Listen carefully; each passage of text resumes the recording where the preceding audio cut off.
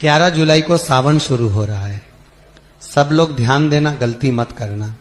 रावण में शिव महापुराण में सुना है शंकर भगवान पर 108 कुछ भी शिव को चढ़ाना चाहिए श्रावण के महीने में। हमने पहले भी कहा था, पिछले लॉकडाउन की कथा निकालिए और श्रावण के महीने की कथा निकालकर सुनना। उसमें कहा था आपके पास कुछ भी नहीं है तो 108 चावल के दाने चढ़ाइए, 108 मूंग के दाने चढ़ाइए, 108 आप चाहे तो सरसों के फूल चढ़ाइए, 108 चाहे तो सफेद पुष्प चढ़ाइए, 108 चाहे तो गुलाब की पत्तियां चढ़ाइए। पर सावन के महीने में एक नियम बनाना कि मैं 108 ये वस्तु शिव को समर्पित करती। उसका कारण क्या है?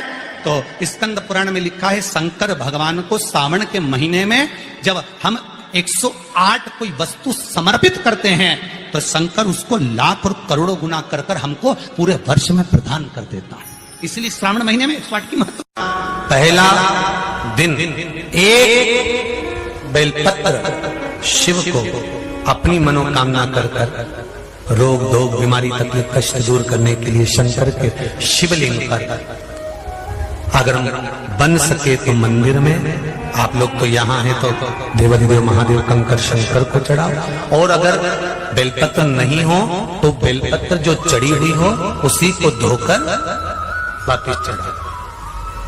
श्रावण के महीने में किसी भी एक सोमवार को अगर व्यापार नहीं चल रहा है, नौकरी नहीं मिल रही है, तो कोई तकलीफ आ रही है, तो कोई कष्ट आ रहा है, कोई रोग बढ़ रहा है, डॉक्टर से ऐसा लग रहा है कि ये बड़ी बीमारी बताने वाला है, शरीर में कोई गांठ पड़ गई है और वो जांच के लिए गई है, तो बिल्कुल श्रावण के महीने में किसी भी एक सोमवार को गंगा जल लेकर जाइए शिव मंदिर में। शंकर जी के मंदिर में थोड़ा सा गंगा जल नंदी को समर्पित कर कर, थोड़ा अशोक सुंदरी को समर्पित कर कर, थोड़ा गणेश और कार्तिकेय को समर्पित कर कर, थोड़ा सा गंगा जल जया विषहारा शामरीबारी बहुतली और देव को समर्पित कर कर, थोड़ा सा गंगा जल शिवलिंग पर समर्पित कर दो। उस गंगा जल को वापिस झेल कर लेकर आओ। 3 दिन तक लगातार उस गंगा जल को पीना प्रारंभ करो। उसके बाद जांच के लिए आप कहीं पर भी जाइए, बाबा कृपा जरूर करेगा, ये निश्चित। श्रावण के महीने में किसी भी एक सोमवार को अगर व्यापार नहीं चल रहा है, नौकरी नहीं मिल रही है, तो कोई तकलीफ आ रही है, तो कोई कष्ट आ रहा है, कोई रोग बढ़ रहा है, डॉक्टर से ऐसा लग रहा है कि ये बड़ी बीमारी बताने वाला है, शरीर में कोई गांठ पड़ गई है और वो जांच के लिए गई है, तो बिल्कुल श्रावण के महीने में किसी भी एक सोमवार को गंगा जल लेकर जाइए शिव मंदिर में। शंकर जी के मंदिर में थोड़ा सा गंगा जल नंदी को समर्पित कर कर, थोड़ा अशोक सुंदरी को समर्पित कर कर, थोड़ा गणेश और कार्तिकेय को समर्पित कर कर, थोड़ा सा गंगा जल जया विषहारा शामरीबारी बहुतली और देव को समर्पित कर कर, थोड़ा सा गंगा जल शिवलिंग पर समर्पित कर दो। उस गंगा जल को वापिस झेल कर लेकर आओ। 3 दिन तक लगातार उस गंगा जल को पीना प्रारंभ करो। उसके बाद जांच के लिए आप कहीं पर भी जाइए, बाबा कृपा जरूर करेगा, ये निश्चित। ये शिवलिंग जलाधारी यहां से जल अशोक सुंदरी के पास में से नीचे की ओर गिर रहा है, ठीक है। बेलपत्र नहीं है आपके पास चढ़ाने के लिए, मत चढ़ाओ। जल नहीं है चढ़ाने के लिए, मत चढ़ाओ।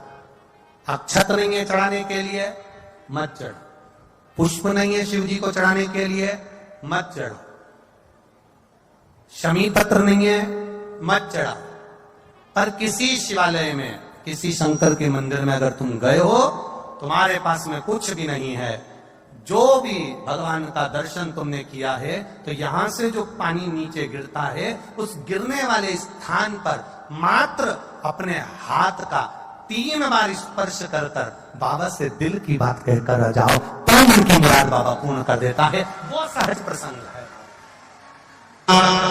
पहला दिन एक बेलपत्र शिव को अपनी मनोकामना कर कर रोग दोग बीमारी तकलीफ कष्ट दूर करने के लिए शंकर के शिवलिंग पर, अगर बन सके तो मंदिर में, आप लोग तो यहाँ हैं तो देवाधिदेव महादेव कंकर शंकर को चढ़ाओ, और अगर बेलपत्र नहीं हो तो बेलपत्र जो चढ़ी हुई हो उसी को धोकर वापिस चढ़ाओ। वापिस। और सावन का महीना है, दिल से बाबा को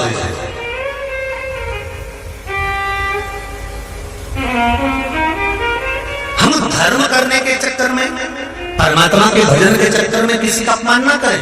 इसका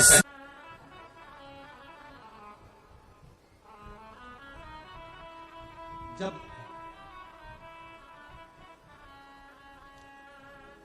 सारी दुनिया की ठोकर खा लो, सारी दुनिया के हाथ जोड़ लो, सारी दुनिया से निवेदन कर लो, और उसके बाद भी तुम्हारी दुख की घड़ी समाप्त नहीं हो, तब प्रयास करना। तुम्हारे घर में कोई गमला हो, कोई पौधा लगा हो, जो भी पौधा लगा, हम ये नहीं कहेंगे कि वो गुलाब का है, कि गेंदा का है, कि शमी का है, कि बेलपत्री का है, जो पौधा तुम्हारे घर में लगा, जो पौधा, एक प्रयास करना। अभी सावन चालू हुआ है, अगर तुम्हें लगता है कि मेरी दुख का समय समाप्त नहीं हो रहा, मेरी दुख की घड़ी समाप्त नहीं हो रही, तो घर में रहने वाले जितने लोग आस्था चैनल पर कथा सुन रहे हैं, जितने फेसबुक यूट्यूब पर कथा सुन रहे हैं, और जितने पुष्कर राज की इस पावन धरा पर बैठकर कथा सुन रहे हैं, उनसे निवेदन करेंगे, श्रावण 2 सावन अब की बार हैं, एक अधिक मास का भी पड़ेगा और एक श्रावण ये पड़ेगा। ये जब 2 श्रावण पड़ते हैं तो इसमें हरि और हर का मिलन होता है, हरि और हर का मिलन, क्योंकि अधिक मास जो है वो भगवान पुरुषोत्तम का है, भगवान विष्णु का, और सावन के मध्य में अगर पड़ रहा है तो देवाधिदेव महादेव के साथ भगवान हरि का मिलन हुआ है, इसलिए इसको हरिहर श्रावण कहते हैं। ये 2 महीने के श्रावण में अगर मान लो एक दिन आपका निकल भी गया, 2 दिन आपके छूट भी गए, कोई दिक्कत की बात नहीं। जो पेड़ तुम्हारे यहां लगा हो, जो पौधा तुम्हारे यहां लगा हो, जो वृक्ष तुम्हारे यहां लगा हो, जो क्यारा तुम्हारे यहां, कुंडी तुम्हारे यहां, उसी की मिट्टी को, उसी के पेड़ के नीचे, उसी पौधे के नीचे, उस मिट्टी को थोड़ा सा हाथ से उसको उठाकर एक लिंग की आकृति बना ले। उसमें जलाधारी बनाने की जरूरत नहीं, केवल लिंग की आकृति बनाकर उसी की पूजन वहीं कर कर पानी चढ़ाकर 15 से 20 मिनट बाद अपना काम करने के बाद उसी को उसी मिट्टी में विसर्जन कर दें, अपनी कामना कर कर। देवाधिदेव महादेव 2 महीने के बाद क्या देगा ये वही जान सकता है। वो क्या प्रदान करेगा ये उसके ऊपर।